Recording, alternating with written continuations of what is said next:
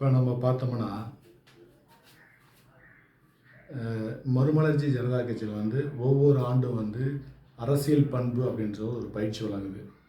அது மாநில நிர்வாகிகளுக்கு, மாவட்ட நிர்வாகிகளுக்கு, மறுபடியும் வந்து கட்சியினுடைய தீவிரமாக செயல்படக்கூடிய தொண்டர்களுக்கெல்லாம் வந்து நம்ம அந்த பயிற்சி வந்து முறையாக நம்ம வழங்குகிறோம். அது மாவட்ட அளவில், மாநில அளவில் மற்றும் அந்தந்த வட்டாரங்கள் அளவில் வந்து நம்ம வந்து பயிற்சி முகாம் நடத்துகிறோம். அவங்க அதுக்கான சான்றிதழையும் வழங்குகிறோம்.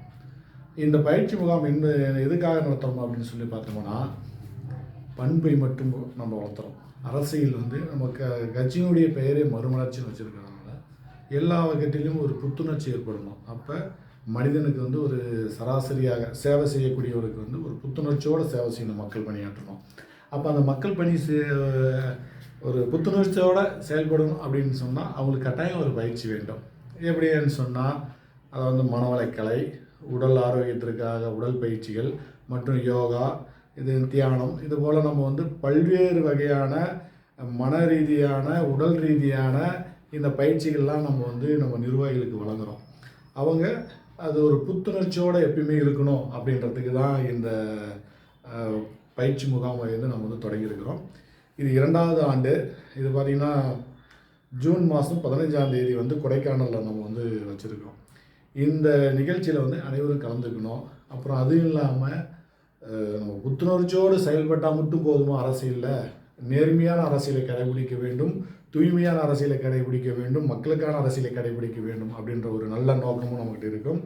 அப்போ ஊழலுக்கு எதிரான, லஞ்சத்துக்கு எதிராக, அப்போ ஒரு தூய்மையான அரசியலை தான் நம்ம முன்னெடுக்க போகிறோம். அப்போ லஞ்சம் ஊழலுக்கெல்லாம் எதிரான நம்ம நிலைப்பாட்டில் நம்ம அரசியல் பண்ண போகிறோம். அப்போ இதையெல்லாம் வந்து ஒரு பயிற்சியாக வழங்கி தான் அரசியல் பண்பு பயிற்சி அப்படின்னு சொல்லிட்டு நம்ம வந்து தொடங்கி நடத்துகிறோம்.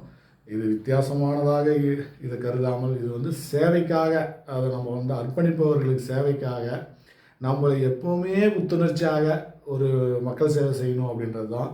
ஜனநாயகம் என்பது ஆட்சி, அதிகாரம், அந்த நோக்கம், இந்த நோக்கம் அப்படின்றதெல்லாம் தாண்டி நம்ம வந்து நம்முடைய மக்களுடைய வளர்ச்சி, மாணவர்களுடைய வளர்ச்சி, இளைஞர்களுடைய வளர்ச்சி, அவங்களுடைய எதிர்காலத்தை மட்டுமே நம்ம முன்னிறுத்தி நம்மளுடைய அரசியல் இருக்குது.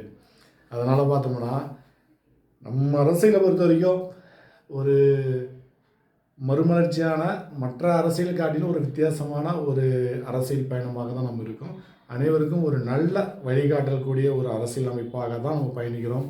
அதனால் நிர்வாகிகள் அனைவருமே வந்து கட்டாயமாக இந்த பயிற்சி முகாமில் வந்து கலந்துக்கணும், பயிற்சி பெறணும். ஏற்கனவே போன ஆண்டுகள் பயிற்சி பெற்றவர்களும் இந்த ஆண்டு பயிற்சியில் கலந்து கொண்டு மற்றவர்களுக்கு பயிற்சி வழங்க வேண்டும் என்று நான் கேட்டுக்கிறேன். நன்றி, வணக்கம்.